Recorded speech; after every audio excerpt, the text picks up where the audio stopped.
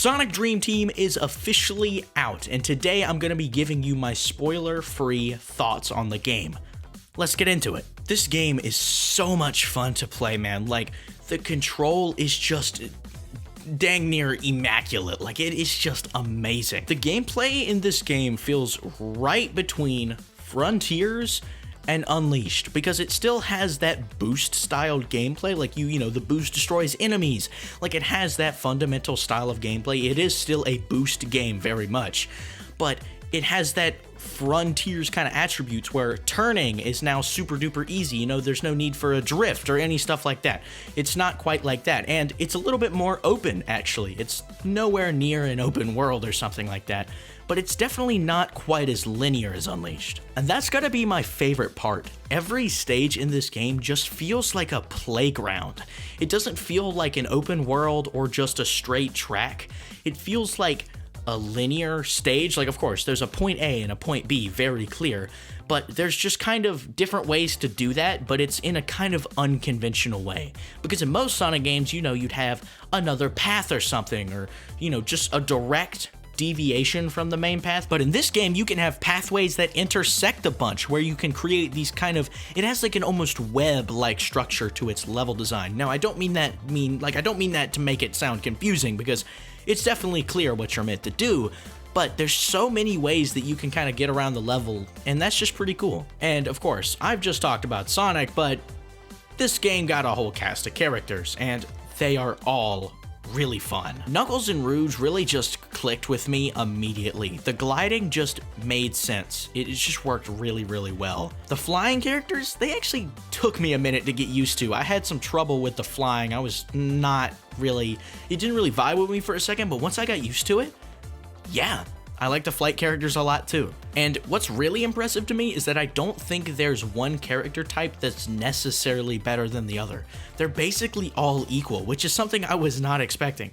I was really thinking I was just gonna like the speed characters and not really bother with anyone else, but I can play any character and have just as much fun, which, like I said, I was not expecting. And dude, I'm sure you've seen people on Twitter just yapping about it, but yeah, seriously, this animation is really good. Like, animation, there's only like 5 cutscenes in the entire game, but when they show up, they are good. Of course, I'm not going to spoil them, but just trust me, they're very good when they show up. And also, even though I'm not going to spoil it, the story is quite good in my opinion. It's actually, yeah, it's actually good. I'm not going to lie. A lot of people have complained about the voice acting, but I think it's fine. I'm personally, I like Roger a lot.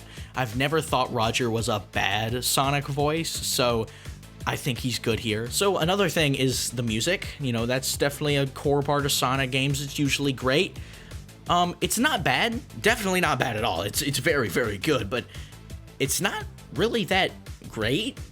You know, going off the intro song, like, that was a goated song, but the songs in the game, they are very catchy, don't get me wrong, they're good songs, but they're nowhere near on par with that theme. I mean, that's easily the best song in the game, is the intro song. Even though the music could be a little better, there is one thing that I like what they did.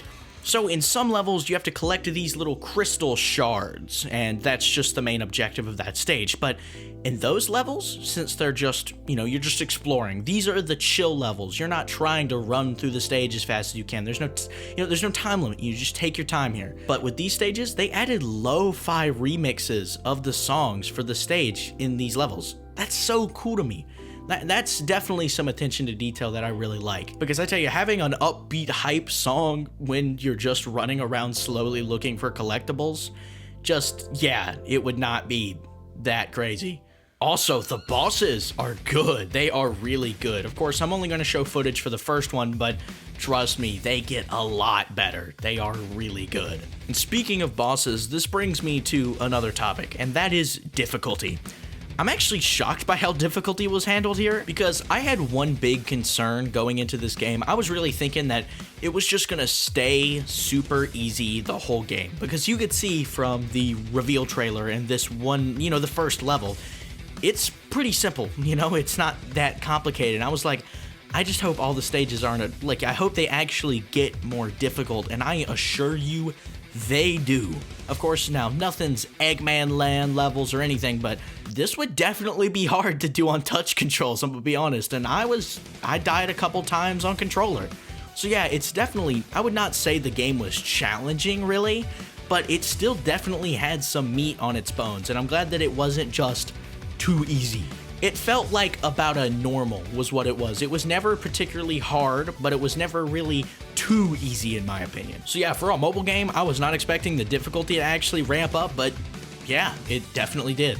And what's crazy to me is how well designed the levels are, because as you get further and further in the game, I was maybe thinking that, you know, you'd have some stages you like and then, you know, the next one you didn't like, but I swear every single stage got better.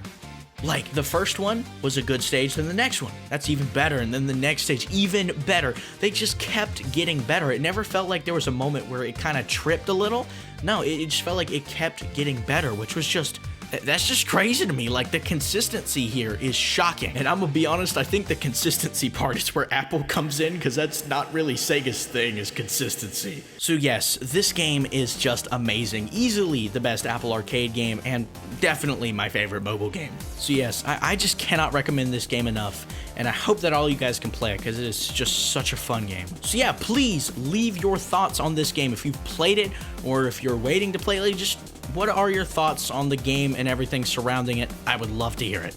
So, with that said, I thank you all for watching, have a good day, and goodbye.